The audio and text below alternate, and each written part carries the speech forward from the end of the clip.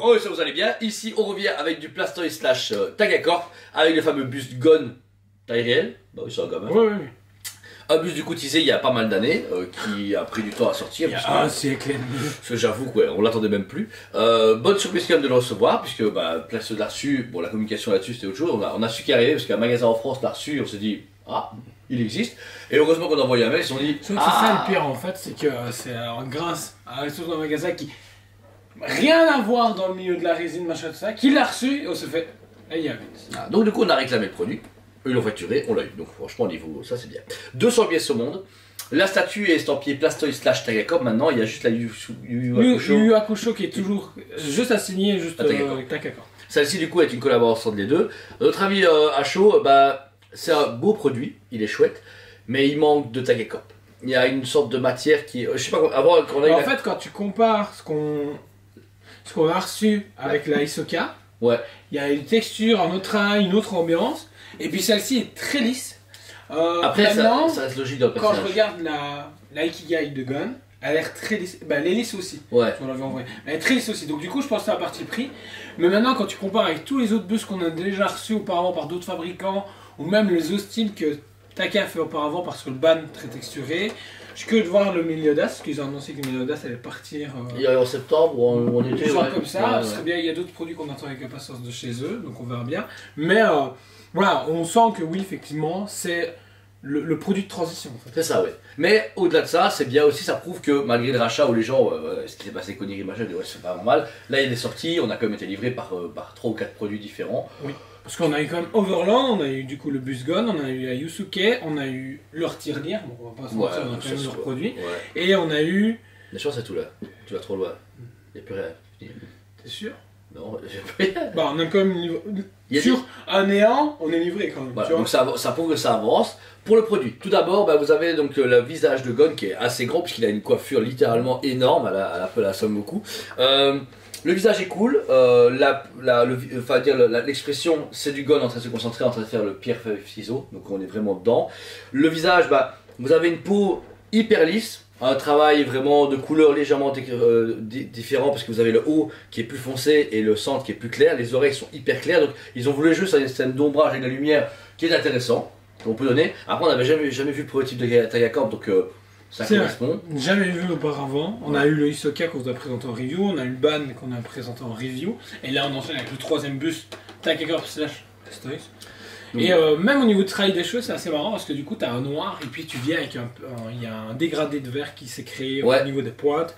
Donc vraiment cool, fidèle en plus à ce qu'a proposé, qu'on peut voir dans l'animé ou dans les illustrations, donc c'est vraiment chaud. Donc les yeux, on est sur du stickers, un peu trop stickers à mon goût. On est vraiment sur du stickers de fête foraine mais avec une meilleure finition. Je trouve qu'on n'est pas sur les mêmes tampons que Fetsume qui sont de très haute qualité. Là je trouve que c'est un peu trop plastique, tu vois. Vraiment stickers. Mais oui, mais en fait, c'est le gros problème, je trouve, c'est qu'on voit que c'est des gros stickers qu'on est venu coller dessus. Ouais.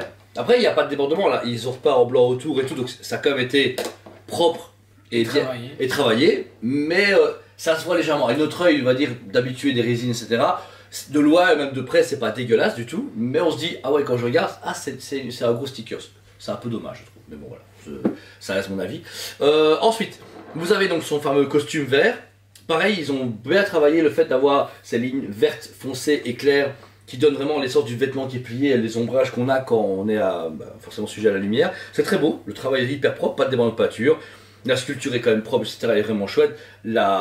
L'envergure du personnage est bien choisie, la position des deux bras, etc. sont vraiment cool. Tout le vêtement est bien ample, un peu comme une tunique, un peu kimono. Un peu kimono. Ensuite, on arrive sur les manches, justement. On a ce côté orange, puis un vert beaucoup plus foncé. Bien travaillé aussi, pas de débordement et tout. Donc, travail de peinture, juste la cassure de couleur est assez directe. Ouais. Les deux verts, je veux dire, tu vois. L'orange, ça me dérange pas parce que ça correspond au reste du costume, mais le vert différent casse vraiment le rythme, on va dire c'est comme ça. Puis après, on arrive sur des mains. Alors, les mains au niveau de la modélisation 3D, c'est parfait. Par contre, au niveau du painting, entre les deux mains, j'aurais voulu plus d'ombrage. Parce que là, c'est trop simple, tu vois. Ouais, trop lisse. T'as l'impression qu'il y a un spot au niveau de ses doigts. Et du coup, t'as moins d'ombrage que prévu. Ouais. Et du coup, t'as l'impression juste d'avoir un mot de pâte à modeler. Ouais, c'est ça. C'est un peu négligé pour ça, mais voilà. pas ça se concentre, ça a une grosse tête, donc les mains, il n'y a pas beaucoup. Et ensuite, vous avez des énergies qui commencent à sillonner autour de lui. Donc une qui est près de son dos, une sur son coude droit, et une dernière que vous devez placer vous-même. Donc il y a ça, qui est en résine, que vous mettez pas. Et en fait, à la base, vous devez ici le mettre juste devant le coude gauche. Alors j'aurais peut-être plus voulu un aimant, mais après je pense qu'ils avaient peur que, tu sais, si la statue bougeait un petit peu, que ça passe pas ou que ça appuie trop dessus. Ils ont peut-être joué un peu la sécurité. C'est pas nécessaire, mais en même temps c'est bien. Ça donne encore plus de volume. Il n'aurait pas mis, il aurait juste fait un gars qui est comme ça. Là, moi avec l'énergie, on est en train de vivre le moment et donner beaucoup plus de puissance à Gon comme ça. C'est vraiment chouette. J'aurais peut-être juste voulu un truc dans la main. 2-3 trucs. Tu sais, des petits éléments pour que le poids soit plus mis en avant et que la puissance commence à émerger de ça. Ça aurait été cool.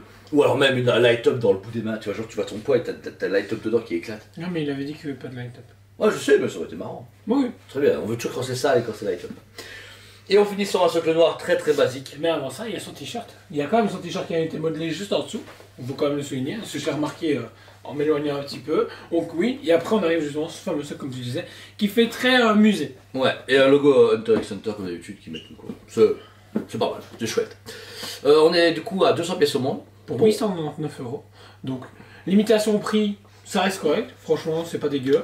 Ouais, j'aurais plus vu ça à 700 €. Tu vois. Non, bah parce que du coup, buste, résine creuse, même film de résine de chez Sideshow, limitation, t'en as aucune idée. On était à 1000 balles. Ouais, 1000 balles, ouais, c'est vrai. Donc, Spider-Man, je me rappelle, il était super beau, mais ça restait 1000 balles pour quelque chose d'assez léger. Ouais, c'est vrai. Donc, là, il est lourd. Là, il est quand même lourd.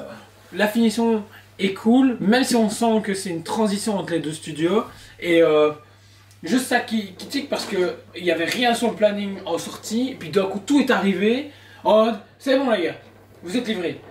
Je pense qu'il y a des trucs qu'on n'est pas au courant et ça se trouve il n'y a aucune licence qui a été récup. Ouais. Et ça par contre ça serait problématique parce que du coup ça veut dire que c'est des produits plus sous licence. Ouais, t'imagines. Ah, et si ça se rapproche, l'amende va être salée et fermeture du studio. Le truc à côté de ça, c'est que le seul problème, c'est que depuis que Rataka a été racheté, en fait, on a eu vraiment. On sait pas quoi. Est-ce qu'il y aura un bus qui lui a? Est-ce qu'il y aura des statues qui lui a? Est-ce que... Ça, et puis quand on fréquente, par exemple, Tsume, puis on dit de Suroka et Koniri, donc tu te fais comment t'as rien et d'un coup t'as tout. Ouais, c'est ça. C'est là que le problème. Et le planning, j'en discutais avec quelqu'un qui est passé hier chercher sa Yusuke, à rien comprendre. Il y a des statues qui disparaissent, qui réapparaissent, des trucs qui sont pas mis, et puis d'un coup ils apparaissent dessus. Donc, je sais pas. Moi je suis très. Pour moi, le planning ça reste encore parce qu'ils ont toujours achat et des usines, machin, je comprends. Mais en fait, moi ce qui me pose la question, c'est où est-ce qu'on va après avec le truc Tayakor qui crée derrière le produit? Parce que Greg, on sait pas où ça en est. Hein? Un mec lambda. Bah oui, mais du coup. Ça ne défait pas un passionné, tu vois. Ici, donc du coup, là je pense que sur la prochaine année, il y a au moins un an de concept de Greg, comme ça, qui est par Blastoise maintenant. Et je pense que pendant un an, on va avoir des concepts de Greg, et c'est que dans un an plus tard, où on aura une idée de où on va. Parce que la Tortue Ninja qui est utilisée, la Avatar, etc., il y a des trucs qui pétaient, hein, des trucs qui... Ah oui, et il nous a montré des trucs qui pétaient sa mère. Mais c'est comme ici, la Reborn, même si beaucoup de gens n'en parlent pas, alors qu'on a une encore dessus, tu te fais, elle est où? Seul produit en résine officielle et seul produit hors les pop-up qui ont été annoncés récemment. Mais tu te fais, mais on veut la Tsuna de Riban. Voilà. Donc là, on verra bien.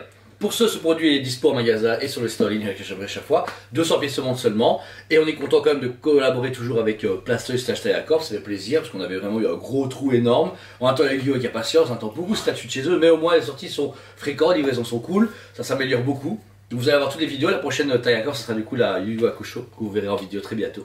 Donc voilà, abonnez-vous si ce n'est pas déjà fait, mettez un commentaire sur cette vidéo, merci d'être là, on vous aime beaucoup et on vous dit à très bientôt. On vous aime beaucoup et on vous dit à très bientôt.